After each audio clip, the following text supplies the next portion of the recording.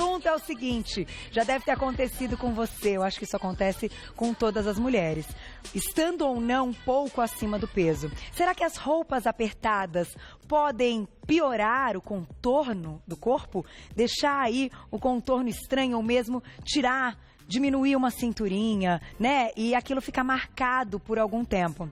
A gente pensou em fazer essa pauta porque você vai se surpreender com o que pode acontecer, mas claro, tem tratamento e a gente vai mostrar ao vivo também. Por isso a gente convidou o cirurgião plástico, Dr. Francisco Aliones Neto. Bem-vindo. Obrigado, Carol. Tudo bom? Boa tarde. Prazer estar aqui com vocês novamente. Prazer é todo nosso. E agora, esse assunto é interessante, né? Sim. Porque toda mulher já passou por isso. Ou um sutiã apertadinho, com a gordurinha das costas marcadas, ou uma calça muito baixa e aí um flanquinho pulando, Sim. porque todo mundo tem. Né? Acho que só corpo de modelo, é muito difícil. Até os modelos colocar uma calça muito apertada vão ter alguma coisa pulando. Claro, sempre. Não é? É uma verdade, isso é uma verdade. A gente vê que às vezes as pessoas querem esconder uma gordurinha, alguma coisa assim, mas com cos baixo, uma coisa, a gente vê que comprime, e esse efeito de compressão às vezes é maléfico, mais maléfico do que benéfico. Então, de qualquer forma, antes da gente falar dessa parte estética, que olhando não é bonito, o que ele prejudica? Ele faz mal? Até a gente tem uma silhueta aqui para mostrar para vocês.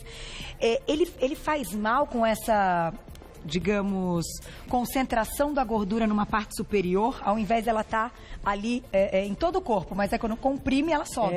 Na realidade, não é nem a compressão só da gordura, e sim o efeito garrote que acontece. Então, você comprime os vasos, tanto o retorno venoso e principalmente o retorno linfático. Então, se altera toda a circulação da região. Então, no final das contas, se você sempre comprimir aquela região, você vai formar um degrau mesmo. Então, tanto a gordura, igual você falou, mas também a parte vascular, você vai comprimir a região, então você vai piorar a drenagem vascular. Então, às vezes, para cima, para baixo vai ficar mais inchado e para cima menos, igual um garrote mesmo. E a drenagem linfática, a mesma coisa. Então, teoricamente, a drenagem linfática vem sentido perna, sentido braço, até o centro. Então, você vai comprimir esse retorno também da linfa. Então, esses três fatores, tanto a compressão da gordura, que vai marcar a gordura, quanto dos vasos, da toda a circulação vascular, principalmente mais superficial, e da linfa também. Então. Ou seja, uma pessoa que já retém líquido naturalmente vai reter mais ainda, porque toda a circulação e a linfa estão prejudicados. É um garrote. Eu não tinha pensado por esse lado também, eu tinha pensado só na parte estética. Vamos colocar então a nossa primeira imagem aqui pra gente abrir o nosso assunto e pra vocês entenderem o que é possível e o que a gente tem que evitar. Tá aí, roupas apertadas modelam o corpo negativamente? Seria uma pergunta. A gente acabou de responder. Sim, modelam o corpo negativamente. Próxima imagem, a gente vai mostrar por quê. Aqui tem um exemplo clássico dessa calça baixa com a gordurinha pulando na lateral. É exatamente o que a gente falou, é o efeito garrote. Você vê que nessa região você está comprimindo, você tem essa compressão, então a circulação superficial, tanto de linfa quanto circulação sanguínea, não vai ter uma passagem livre.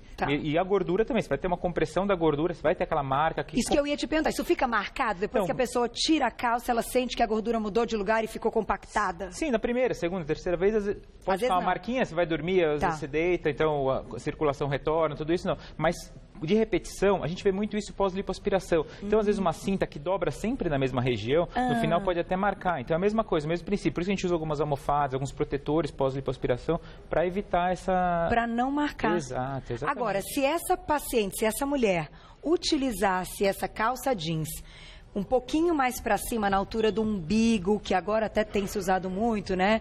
Ou um pouquinho acima do umbigo, resolveria alguma coisa? Poderia atenuar, mas na realidade o problema maior dela é que a gente vê que tá apertada, tá fora do número dela, né? Então isso daí já acaba, essa compressão que causa. Então não o ideal só o modelo. Não só o modelo, quanto no número mais adequado também, né? E acaba juntando o fator de ter que perder peso, tudo isso também, né? Então, no caso, se a gente quer evitar de vez, é um tratamento global, né? Então, e nós vamos mostrar o que pode ser feito. A próxima imagem não tá tão, assim, tão grande, né? Vamos colocar na tela, então. E daqui a pouquinho, não tá tanto. Aquilo que eu falei, as magras também podem correr esse risco se tiver um pouquinho mais apertado de pular uma gordurinha. Você vê que, exatamente, você vê que aqui a gente percebe que não está tão apertado, então não é uma coisa que vai estar garroteando, não está prejudicando tanto, mas também é uma coisa de sempre, e evitar sempre usar o mesmo modelo de roupa, mesmo sutiã, que a gente vai falar daqui a pouco, sutiã também, evitar as alças sempre iguais, então muda uma alça de largura diferente, porque você vai ter compressão em lugar diferente. Tem pacientes, às vezes paciente com mama muito grande, que chegam no consultório, às vezes com a marca, assim, machucado mesmo da alça. Então, eu nunca tinha pensado nisso. Sempre conversa, então troca por um em X ou um mais largo, então vai trocando o seu tipo de sutiã, dependendo do tipo de alça, para não ter aquela compressão e aquela agressão sempre no mesmo lugar.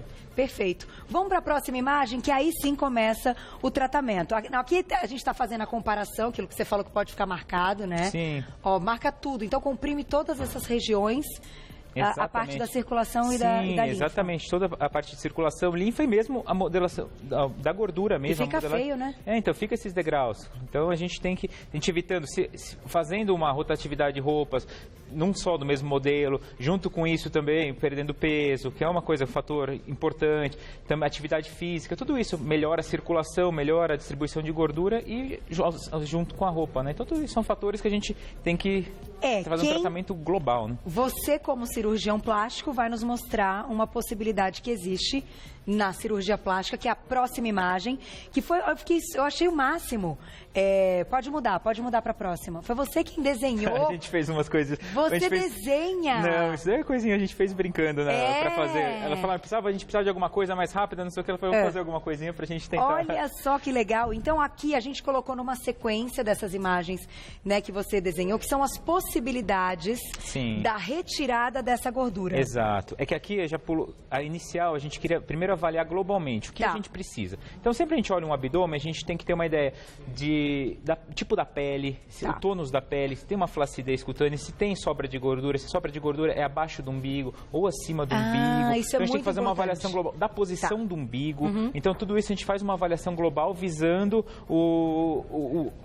estabelecer o melhor tratamento para o paciente. Então vamos mostrar no nosso busto, que eu acho que vai ficar ainda mais fácil para a gente entender. A gente tem algumas imagens, os meninos colocaram aqui. Pode ficar aqui, por favor, doutor, para você me mostrar.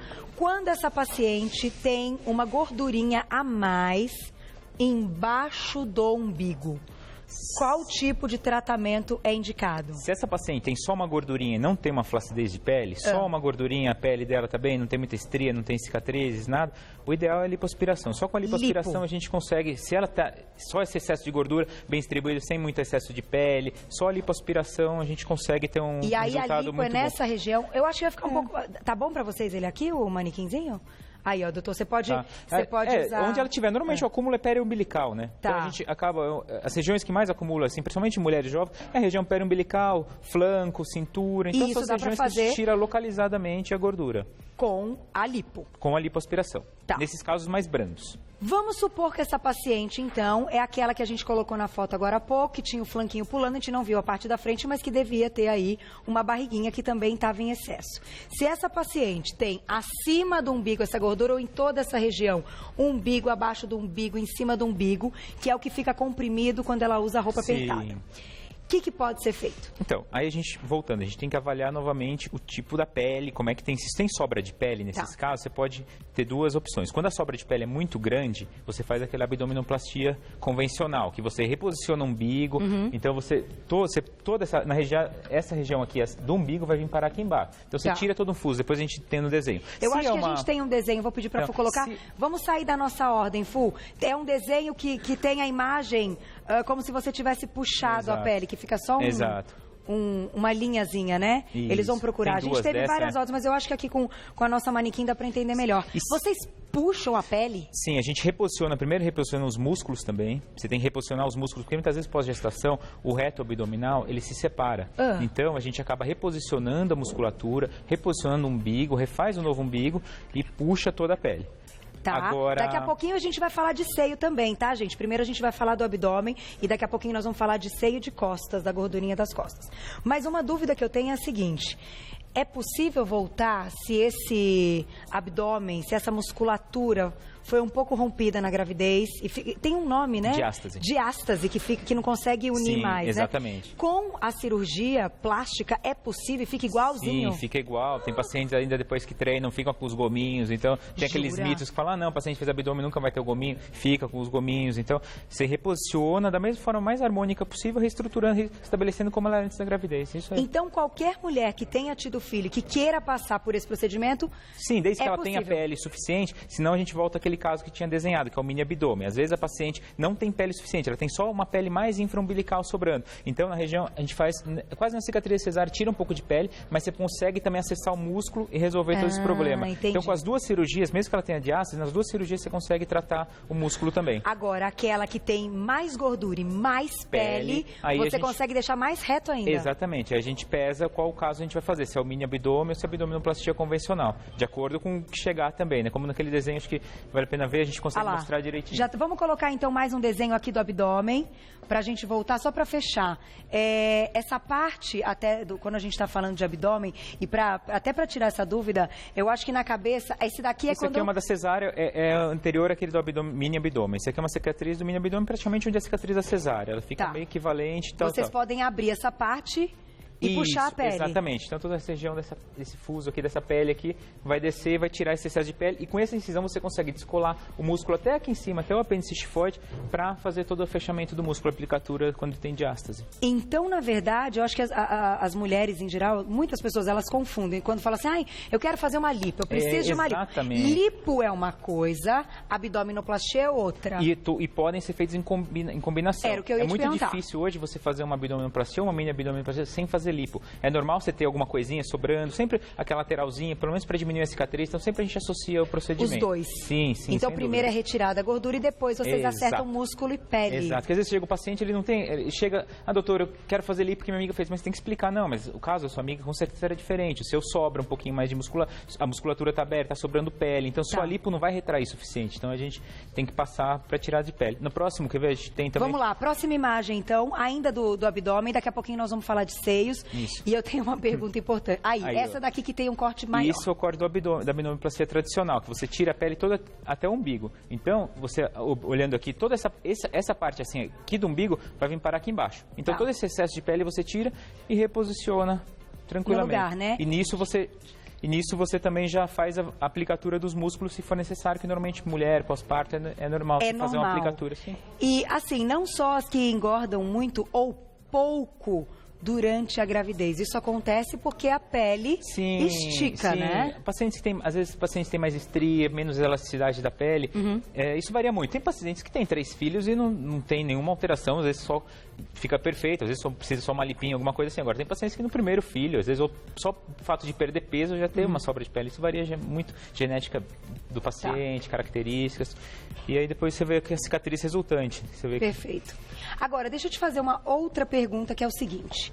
Quando a gente está falando de certas cirurgias plásticas, principalmente lipo e abdominoplastia, elas ainda perdem para prótese de mama. Sim. Prótese de mama é a que mais pedida. Lipoaspiração e prótese de mama. São as duas cirurgias. Acho que isso tanto no mundo todo, assim, não só no Brasil, a gente acompanha os Estados Unidos, acompanhando a Europa, são as duas cirurgias mais feitas. O quanto a gente pode achar que é normal permanecer, né, no centro cirúrgico para realizar essas cirurgias? Porque tem muita gente que também aproveita e quer fazer um monte de coisa ao mesmo tempo. Qual é a sua opinião em relação a isso? Ótima pergunta, Carol. Isso é muito importante porque acho que às vezes tem um exagero. A gente tem que pesar, principalmente o estado clínico do paciente. Tem paciente que às vezes com um pouco mais de idade. Então o ideal é a gente fazer o mínimo possível com tempo cirúrgico mais... que afete menos o estado geral do paciente, porque dentro do centro cirúrgico também o corpo fica mais frio, então a gente perde um pouco de calor. Sangramento, essas cirurgias são cirurgias que sangram um pouco. Agora, a gente tem que sempre pensar também que a lipo, mesmo querendo ou não, sai um pouco de sangue junto com a gordura. Então a gente tem que computar isso também. Não existe um valor e um número de cirurgias combinadas. Cada paciente tem cada paciente tem uma indicação. Claro, e a gente sabe que pode ter uma complicação que vai ser resolvida ali também no centro cirúrgico. Sim, só que eu acho que não tem que evitar o exagero. Tem que ter uma frase muito que o paciente sempre fala, já que eu vou tomar anestesia, vamos fazer já. Então a gente tem que saber também, eu digo, mais difícil é você dizer não, vamos parar por aqui, vamos fazer isso. Depois a gente programa, se você achar depois uma próxima intervenção, programa e faz. Eu concordo, tudo, né? Eu acho que esse lance do tempo e o tempo que você está em cirurgia é algo que deve ser muito bem pensado. Em cirurgia plástica, exatamente. Não é? Para não dar errado, não pode dar errado, é verdade. Vamos colocar a perguntinha do público, então. Perguntinha na tela. E na volta a gente vai falar de seio, hein? Ai, Dalê, beijo, que linda! É recomendado o uso da cinta... Que foi a perguntinha da Alessandra. Na sua opinião, o uso dessa cinta modeladora, que tem até aquelas calcinhas mais altas, tem umas elásticas, tem vários modelos. Após o parto, Você é a favor? Não, elas melhoram. A gente vê que elas tiram bastante o edema, porque no pós-operatório o abdômen fica mais inchado, a pele fica mais solta. A paciente às vezes sente mais segurança também. Exatamente. Aquela parte da pele que acabou de ficar mais solta, ela sente uma segurança, uma compressão. Então aquilo é bom, eu acho que dá mais segurança para o paciente. Tomando cuidado, igual a gente falou anteriormente. Não pode estar muito apertada. Evitando alguma área de compressão maior. Então muda o elástico de posição, troca. Se está vendo que está apertando, a gente tem umas placas que a gente usa para evitar compressão direta também, sempre no mesmo lugar. Então isso é sempre importante a gente ter uma... Também, mas não faz mal. Você acha que é bacana? Sim, sem dúvida. Vamos agora falar de seios. O que pode acontecer quando a gente não reveza, como você falou, quando a gente não usa corretamente o sutiã? A gente tem uma primeira imagem aqui, que também, olha, aqui, pega todo lugar, né? O sutiã é um negócio complicado, é a gordurinha nas costas. Sim. Ou gordurinha chata. Exatamente. Então a gente vê, essa gordurinha aqui a gente vê que não é pelo sutiã. Esse aqui é a transição da cintura para a parte torácica mais alta, sempre tem isso mesmo. É normal essa transição, esse degrauzinho. Agora aqui a gente vê, tá vendo esse afundadinho aqui, né? Onde está o sutiã e aqui é onde está a alça. São os lugares que a gente tem que mais se preocupar. Então revezar, nunca usar sempre o mesmo. Então às vezes a paciente tem mais mama, usa a alça mais grossa que distribui melhor o peso. Quanto mais fina, é igual um salto. Quanto mais fina, a pressão vai ficar sempre no mesmo lugar, mais fina. Se a alça é mais larga, você vai conseguir distribuir melhor. Então, acho que vale a pena... Próxima imagem. Essa daqui tá lá nas alturas do sutiã. Isso aqui também não é bom, né? Então, acho que eu não sou mulher, mas não deve estar confortável também, né? Nem um pouco. E ainda comprime outra área. E pensar que essa parte superior, aquilo que você falou das linfas, é uma parte que tem muitos pontos, né? A axila é o principal ponto de drenagem linfática do corpo, é axila e virilha. Aqui então, são os lugares tudo que acaba comprimindo também. Então, tem que tomar cuidado. Uma opção é aquele como se fosse um top de academia, que tem as alças cruzadas também. Então, o paciente trocar, usar o de maior sustentação, trocando sempre para nunca ter a mesma compressão no mesmo lugar, que não vai machucando. Tem pacientes que machucam mesmo. E fica marcado, né? Fica machucado. Agora, isso não está aqui em imagem, mas é uma pergunta. O uso de tops, aqueles tops de ginástica, que tem um tecido bacana para sustentação durante uma atividade física, seja uma corrida, uma bike ou até a musculação, são aí legais para um uso diário? Tipo, hoje eu não vou colocar sutiã, eu tô com um look esportivo, eu vou ficar de top. Não, pode. Eu acho que não... Depende da sustentação. A gente tem vários materiais. Tem pacientes que usam 2 tops até, né? Tem aqueles de corrida. Às vezes, para correr, ela sente mais conforto usando 2 até. Não tem problema. Mas ele não prejudica, assim, o seio vai cair porque ela não está usando sutiã e está usando top. Não, porque a função é a mesma. O que eu acho, assim, a gente tem que tomar cuidado é que às vezes você se sente seguro no sutiã com armação de metal, às vezes é a armação que te prejudica, porque a armação comprime também sempre no mesmo lugar. Então, às vezes, um sutiã sem armação, às vezes um bojo ou menos costura, quanto menos pontos de compressão, melhor. Então, o mais natural possível. Eu acho que, claro, você vai sair uma lingerie bonita, mas no seu dia a dia, eu acho que mesmo pós-operatório também. Então, quanto menos metal, menos costura, melhor é. Melhor.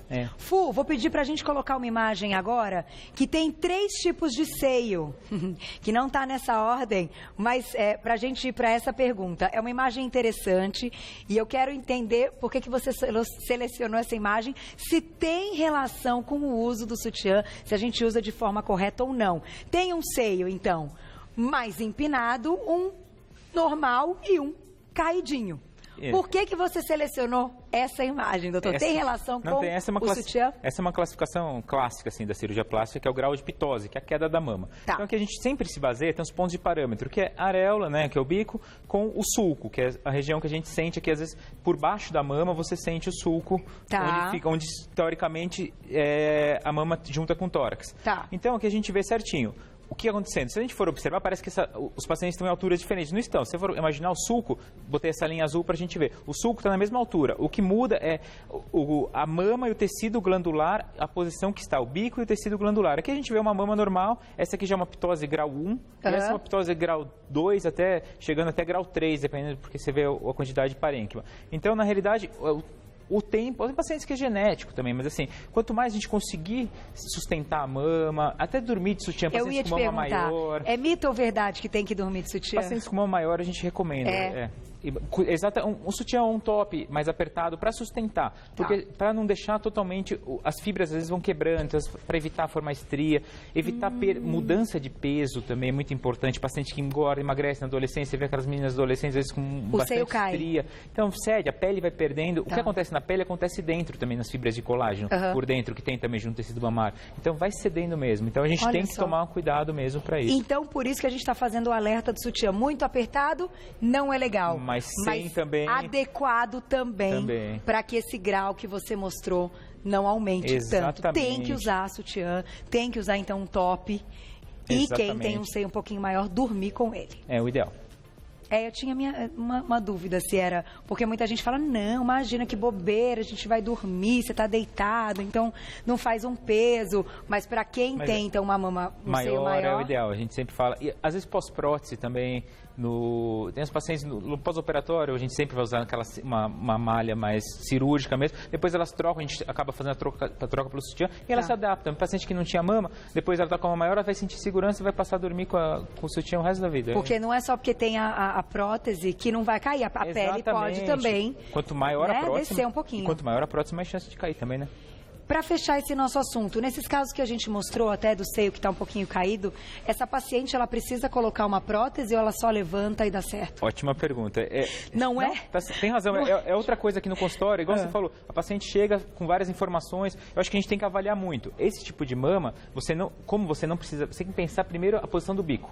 Se vai ter que subir ou não. Quando tem que subir, você mesmo colocando uma prótese, você precisa também tirar o tecido. Se precisa subir bastante, se precisa subir pouquinho, às vezes pode tirar só por cima do bico você consegue também tirar um pouquinho de pele, ou ao redor da areola você consegue tirar a pele. Agora, quando já está mais abaixo, quando aqui a gente vê que o tecido do bico está abaixo do sulco, aí você precisa tirar a pele. Entendi. Mesmo colocando ou não prótese, você pode escolher de acordo com a paciente, como a paciente quer, ou com a consistência, porque hoje em dia cada vez mais frequente a gente tirar um pouco de gordura da mama e trocar por uma prótese, o volume fica igual, só que fica mais durinha. Legal. Então também é uma outra opção que a gente tem feito cada vez mais, tem crescido essa procura. E não só para deixar o seio maior, mas para deixar ele mais empinado, mais bonito. Exatamente, então se associa. Às vezes a paciente tem pouca glândula, porque a mama mais dura é o tecido glandular que dá é o aspecto mais endurecido da mama. Quando tem muita gordura na mama, uma gordura mais...